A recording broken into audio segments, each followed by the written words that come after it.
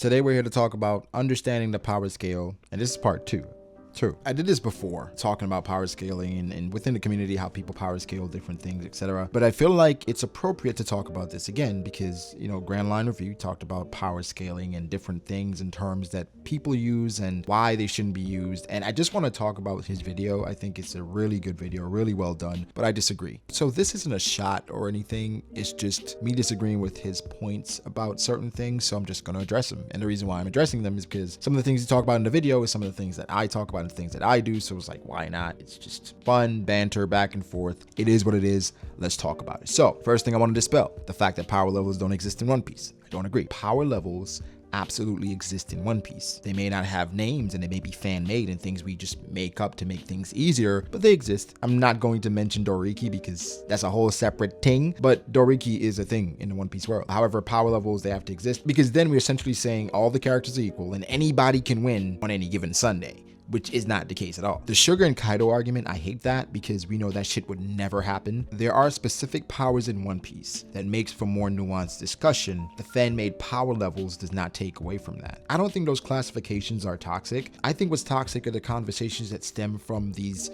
levels, but these conversations are going to happen regardless. So saying Zoro's commander level doesn't take away from Zoro versus Sanji. So I don't think people hate those classifications. It's typically what follows when those things are mentioned. More often than not, it's toxic discussion. But for me personally, I've had very fruitful discussions and very logical discussions with people using commander level, admiral level, and Yonko level because it's easier to classify these characters other than using your own tier system. And with using your own tier system, that's something that's established beforehand to make the discussion a lot easier because then you're using a tiered system. The reason why commander level, Yonko level, and admiral level works so well in the community, I think, is because it's a quick way to communicate and say, hey, this character is this level, and then you get into the nitty-gritty about why you think a character is a certain level. Another thing, just because someone is commander level doesn't mean you can't be stronger or weaker on that spectrum. It's interesting to me that we're not accepting this nuance of commander level, Yonko level, and admiral level when literally that's what One Piece is about. Grand Line talks about a lot in the video, but I'm going to mention specific things that I disagree with and just kind of expand on that. So I think the first thing is Blackbeard and him being Yonko level. I think attributing everything to fate for Blackbeard kind of disregards his personality and the planning he did, because fate is important for Blackbeard because he mentions it in Impel Down. However, Blackbeard did bide his time on Whitebeard's ship. Blackbeard did wait for an opportunity to take out Thatch, a commander, and get the devil fruit that he had known about and he had researched about. Blackbeard then goes from there and was trying to find someone to turn into the world government so he can become a warlord. That so happened to be Ace. Ace is captured, Blackbeard becomes a warlord, invades Impel Down, manages to recruit Shiryu and a bunch of level 6 prisoners. Then he goes to Marineford, knows the system of eating 2 devil fruits, gets Whitebeard's devil fruit, acquires his territory because he's been under him for so long, takes out Marco in the payback war, and then that led to him becoming the Yonko. Luffy's situation is very specific, and we know what happened and why Luffy became a Yonko. It was because Big News twisted the information, so we can't use that as an example. Blackbeard right now, I think, would give any of the Yonko a go, and we cannot forget about Blackbeard and Shanks and their history. Blackbeard was able to scar Shanks at some point in the past. We don't know what happened, so Blackbeard's true strength is not yet known. I don't think Luffy has a chance at defeating Blackbeard. So that's something I disagree with, right? I think Blackbeard is for sure Yonko level. So we'll talk about Yonko level, but let's focus on Admiral level really quickly because that's something Grand Line said he'd be willing to concede because 2 admirals have been shown to fight on the same level and they fought for 10 days. Akainu came out the victor, but they're relatively around the same strength. So do we think Fujitora is the same strength as Kizaru just because he's an admiral? I think that level, admiral level, is a spectrum as well. So why are we willing to accept admiral level as a spectrum but not commander level? Okay, let's go to commander level really quickly. You mentioned Katakuri and Cracker and how Katakuri, being a commander, Cracker probably shouldn't be on the same level as Katakuri. I couldn't disagree with that more. Cracker had to deal with a nerve fighting Nami, with Vivicards, trees, Luffy running away, eating biscuits for 11 hours. How long did Luffy fight Katakuri?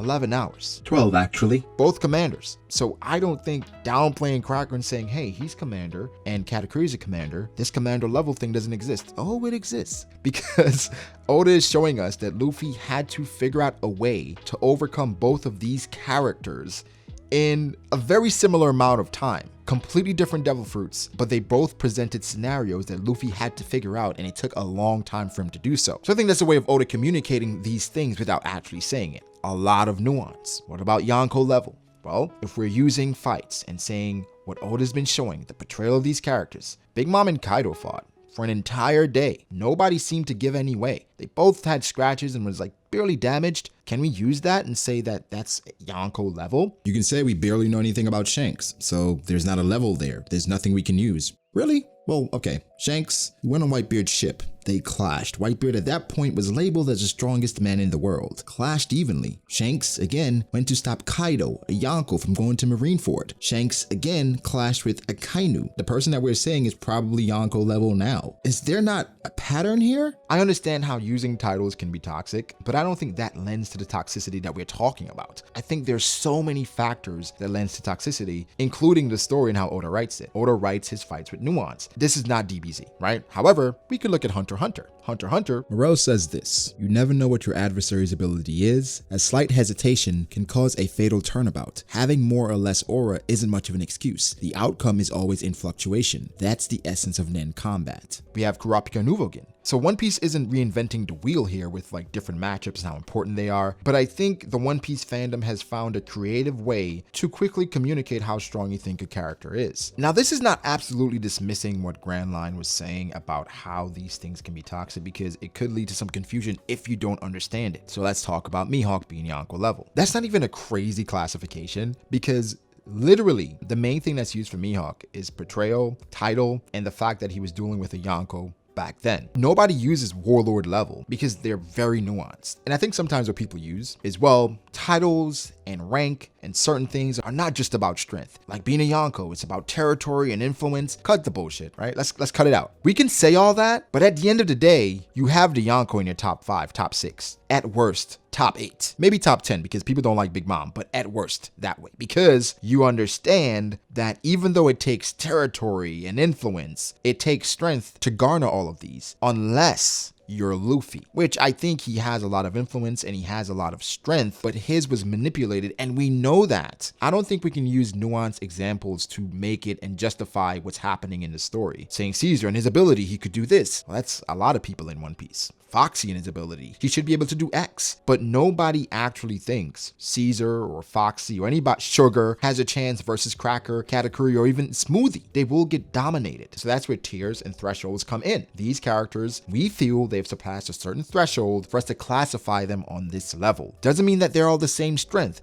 but it's the beginning of a conversation. So let's talk about Admirals being Yonko level and Yonkos being Admiral level. I don't think I've ever heard anyone say Blackbeard is Admiral level. Maybe someone has said it, but I've never heard that before, because it's generally accepted. And again, it goes back to how you communicate amongst the fan base, amongst the fandom, that Yonko level is at the top, Admiral level, then Yonko Commander level. It's easy to classify Akainu, a Fleet Admiral, as Yonko level because we're saying Akainu has surpassed his current threshold of Admiral level because he's an Admiral and he's gotten to Yonko level. Based off of him fighting another Admiral, he's been elevated to that tier to classify these characters. I think the issue comes in because it's using a title to classify a level, but literally all it is a threshold. It's a spectrum. Saying Akainu is Yonko level does not mean he's stronger than all the Yonko, because all the Yonko are not the same strength. Like all the Admirals, the one you're willing to concede, are not the same strength. There is a spectrum on that. I think everyone would agree. Well, mostly, Fujitora is not as strong as Kizaru, but they're both Admirals. They're Admiral level. What about Momoshiki and Shaton? They were considered for the Admiral position. They just didn't get it. Do we remove them from Admiral level? Do we say they're Yonko Commander level? It's literally just a classification. What I got from the video, personally, it's not that these levels are toxic. It's power scaling in general for One Piece. And I think even if we removed these things, it's still going to be toxic. Say we remove Commander level and Admiral level and Yonko level, we're still going to be left with Mihawk versus Shanks. That's not going away just because we remove power levels, which I don't think is a thing, because power levels do exist. There are levels to this in One Piece. And Luffy was essentially told that by the other Yonko. Shanks said it, Big Mom said it, Blackbeard said it. Shanks said, "You're almost ready." Blackbeard said, "You're definitely not ready," because he's gone through these steps and he understands what it takes to be a Yonko. It is a threshold, not a singular point. You can get to Yonko level and still not be as strong as one of the Yonko. That's just how it is. One Piece is extremely nuanced. So therefore, the fan base has adapted what the series is and created nuanced levels. Removing that and then getting to the nitty gritty and saying, hey, let's just go off of matchups. We can do that, but saying people are in different tiers does not stop that conversation.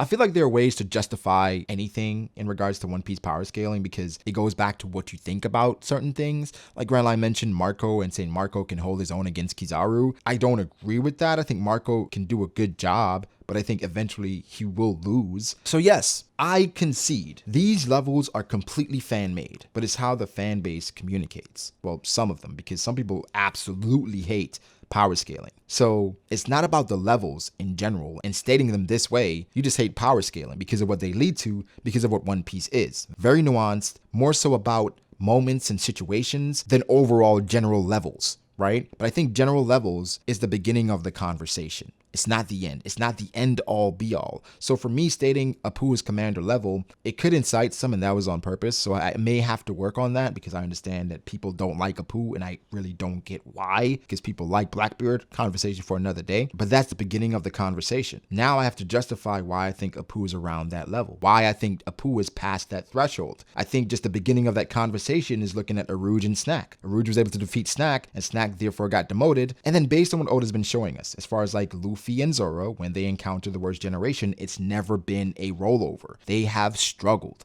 Versus Hawkins, when Sanji and Zoro ran into Drake. Now again, when Luffy and Zoro run into Apu. This is Oda telling us that the worst generation, the supernova, specifically, because that's different as well, they are powerful in their own right. Yes, we've been following Luffy, but the supernova, they are very strong. I'm not saying Grand Line is wrong, because he's correct. These are completely made up. But what do we think about the monster trio? When you say that, you understand what I'm talking about. You know it's Luffy, Zoro, and Sanji. That's completely fan-made. Nami did call them monsters, but the monster trio is something that we said. That's something we made up. So it's a completely different thing. It's not a level per se, but it's something that's fan-made to make it easier to communicate. And that's all it is. Again, I think the toxicity comes from the actual conversations and not just putting people in these buckets. Because after you put people in these buckets, you have to then drill deeper, right? It's just a quick way to communicate. It's a threshold you have to meet. So I think just being a bit dismissive and saying there are no power levels, guys, just like, let's just talk about individual matchups. That's just not true. And then we can't use exceptions as rules. And I think that's something I agree with in the video, is that we can't use bounties alone. However, bounties are a great gauge of threat level. We have exceptions where people use Buggy and Mihawk. Do we think that Mihawk can't beat Buggy just because his Devil Fruit somehow counters Mihawk? Do we think he's beating Mihawk? Sugar,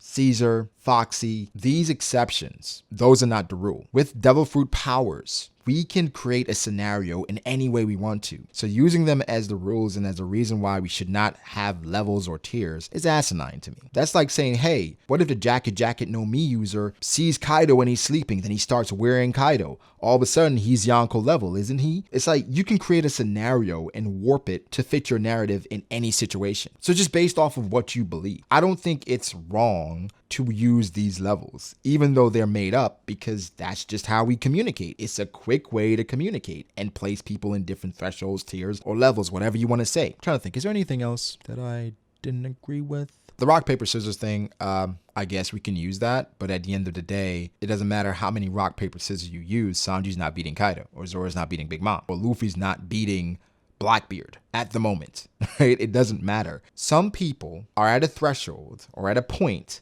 that it doesn't matter what your advantage is, they will overcome it, regardless. It does not matter. If Brule goes against Kizaru, it does not matter that Brule can use mirrors. Brule is getting that ass clapped because Kizaru, an admiral, is that strong. So we can finagle it all we want and say matchups, and that's what One Piece is about, scenarios, but no, those are special exceptions. There are ways in which Luffy can win, clever ways, but for the most part, Luffy defeating these people, I think is showing more of what Luffy's special power is, the ability to bring people to him, to draw people close to him, to bring people together. So for Katakuri, he became smitten with Luffy, and therefore the fight changed. It changed from what it initially was. So I think it's all nuanced, but I don't think saying Yonko level for a character is the problem at all. Like saying Akainu is Yonko level does not create any confusion at all. right? Because eventually we're going to get to the conversation. It's literally a threshold. Power levels do exist. That's something I would say. Power levels do exist. That's something we can agree to disagree on that. Maybe at some point me and Grand Line can talk about this entire thing. Would be a fun video as far as like two different ideologies as far as like power scaling, where I think at the end of the day we agree where it comes down to the individual characters. But I think at the end of the day, having these thresholds, I don't see the problem at all. But guys, give me thoughts. What do you think about this?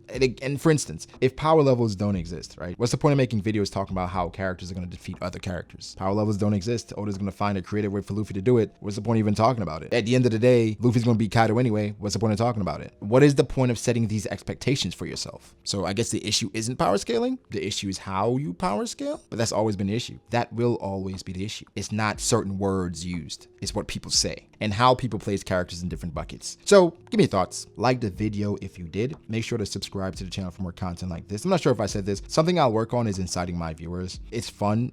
I'm not gonna lie. Sometimes seeing people get so mad at somebody being commander level is hilarious. And it's funny because these same people say they don't like power scaling. You do, but you don't like it when it doesn't support how you feel about certain characters. But guys, give me your thoughts. Make sure to like the video, subscribe to the channel for more content like this. Follow me on Twitter at BragoDH. Follow me on Instagram at BragoD.ace. Shout out to Grand Line Review. This is not a shot or diss or anything. This is me expressing how I feel about the video because I feel like he talked about things that I do on my channel in the video. And it's just a dialogue. Maybe we'll have one together at some point. Who knows? Like, subscribe. I'll catch you in the next one. Peace.